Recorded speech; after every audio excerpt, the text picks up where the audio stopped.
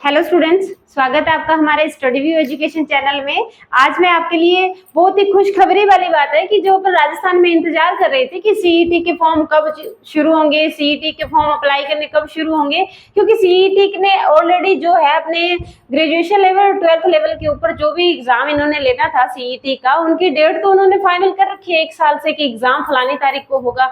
परंतु इन्होंने जो फॉर्म थे अभी तक अप्लाई नहीं करवाने शुरू किए थे, इन्होंने नोटिफिकेशन नहीं दिया था कि इतनी तारीख से।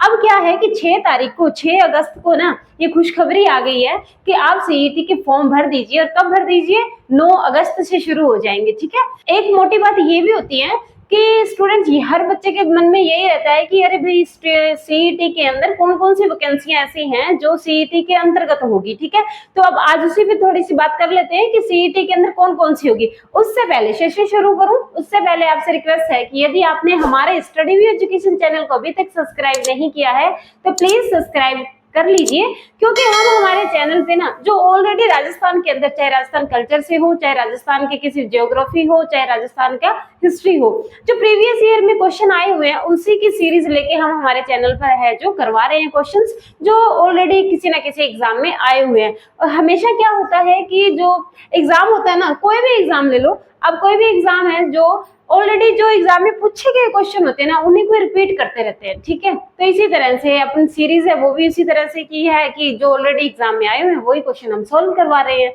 इसीलिए आपने यदि हमारे चैनल को सब्सक्राइब नहीं किया है तो प्लीज सब्सक्राइब कर लीजिए और बेल आइकन का बटन जरूर दबा दीजिए। चलो बात कर लेते हैं कि राजस्थान कर्मचारी चयन बोर्ड जयपुर ने, देखिए कब, 6 अगस्त 2024 को नोटिफिकेशन जारी कर दिया है कि भाई ये अपने प्रावधान रहेंगे, सीईटी का जो एग्जाम होगा उसके फॉर्म अब से स्टार्ट हो जाएंगे। और ये मेन बात तो इसकी ये है कि पहले, सबसे पहले ना आप ये देख लो कि कौन कौन से एग्जाम ऐसे हैं जो सीईटी के अंतर्गत आएंगे। ये ग्रेजुएशन लेवल वाला है। ठीक है, देखो प्लाटून कमांडर का है, जिलेदार पटवारी है, कनिष्ठ लेखाकार है, तहसील राजस्व लेखाकार है। ठीक है, महिला पर्यवेक्षक है, सुपरवाइजर का भी है, सुपरवाइजर वाला, उप जेलर है, छात्रावास अधीक्षक है, पटवारी। मेन तो क्या है अपना ये, अभी पटवारी के लिए बहुत बच्चों के मन में ऐसे हो रहा है कि पटवारी की परीक्षा सीईटी के अंतर्गत होगी या नहीं होगी। बोर्ड ने बिल्कुल क्लियर कर दिया है कि जो पटवारी का एग्जाम है ना वो सीईटी के अंतर्गत ही होगा। ठीक है, ये देखिए इसमें आराम से, बाकी इस पीडीएफ का लिंक है जो हम आपको डिस्क्रिप्शन में दे रहे हैं, आप आराम से इसको देख लीजिए। इसके अंदर पूरा पैटर्न बताया हुआ है, कैसा सिलेबस है, कुछ जो भी है सारी चीजें इसमें बताइए। मैं बस आपको थोड़ा मोटी मोटी बातें बताना चाहूंगी। हाँ जी, ये तो होगी बातें कि कौन कौन सी भर्तियां हैं जो सीईटी के अंतर्गत होगी।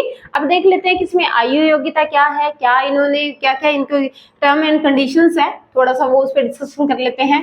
आयु का इन्होंने कहा है कि 18 साल से लेकर के 40 तक जो भी कैंडिडेट है फॉर्म अप्लाई कर सकते हैं। फॉर्म फीस की बात करते हैं, फॉर्म फीस का क्या रहेगा। फॉर्म फीस ओबीसी और जनरल वालों के लिए 600 रुपए है। ठीक है, और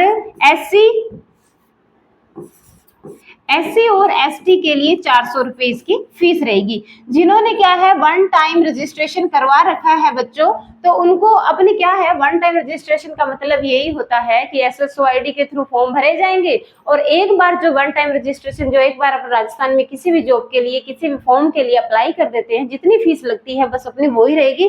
अगर आपको अपनी एसएसओ आईडी अच्छे से याद है, पासवर्ड याद है, वन टाइम रजिस्ट्रेशन करवाया हुआ है, तो आपके 400 और 600 रुपए नहीं लगेंगे। ऑलरेडी जिस भी वैकेंसी में आपके जितने पैसे लगे थे आपको दोबारा से फीस नहीं भरनी पड़ेगी। तो आप अपनी एसएसओ आईडी को संभाल के रखें। ठीक है, ये तो हो गई आयु और फीस की बात। ठीक है, अभी इसके फॉर्म कब से शुरू होंगे? फॉर्म इनके शुरू होंगे 9 अगस्त से। ठीक है, 9 अगस्त से इसके फॉर्म शुरू हो जाएंगे और ये अपने सितंबर तक चलेंगे। और एग्जाम तो आपको जैसे पता ही है कि एग्जाम कब हो रहा है। एग्जाम हो रहा है इसका 25, 26, 27 और 28 सितंबर को। ठीक है, सितंबर को हो रहा है इसका एग्जाम। तो ये तो होगी अपनी इसकी बात। और एक मेन बात जो मोस्ट इंपॉर्टेंट है अपने लिए स्टूडेंट्स, सीईटी के लिए बहुत ही मोस्ट इंपॉर्टेंट जरूरी बात क्या है, ये सभी बच्चों के मन में बड़ा संशय बना हुआ था कि सीईटी के अंदर जो एग्जाम है, जो नेगेटिव मार्किंग होगी या नहीं होगी, 40% होंगे या नहीं होंगे, वो भी बोर्ड ने बिल्कुल क्लियर कर दिया है। ये देखिए यहाँ बोर्ड ने अच्छे से लिख दिया है कि सभी प्रश्न बहुविकल्पी होंगे।